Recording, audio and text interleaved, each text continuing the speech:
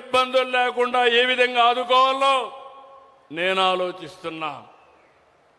అయితే అదే సమయంలో గొడ్డలి పార్టీ రాత్రింబగళ్ళు కుట్రలు ఆలోచిస్తున్నారు.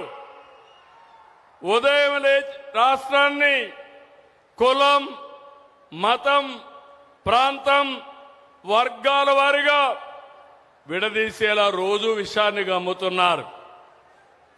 మీరు చూసుంటారు, నా రాజకీయ జీవితంలో చాలా మందిని చూశారు, కానీ కన్నార్పకుండా అబద్ధాలు చెప్పడంలో దిట్ట గొడ్డలి పార్టీ నాయకుడు. అవునా కాదా తమ్ముళ్ళని అడుగుతున్నా.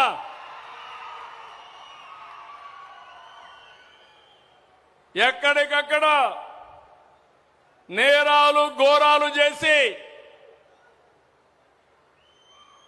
దానికి రాజకీయ రంగు పులిసి లబ్ధి పొందాలని ఆలోచిస్తున్నారు.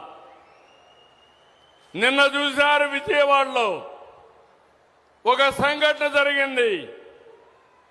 అక్కడుండే సిఐ కాపుని, బాధితుడు కాపుని, దానికి కూడా రాజకీయ రంగు పులిమి కులాన్ని అంటగట్టి పవన్ కళ్యాణ్ పైన ఇష్టానుసారంగా నోరు బారేసుకునే పరిస్థితికి వచ్చారు.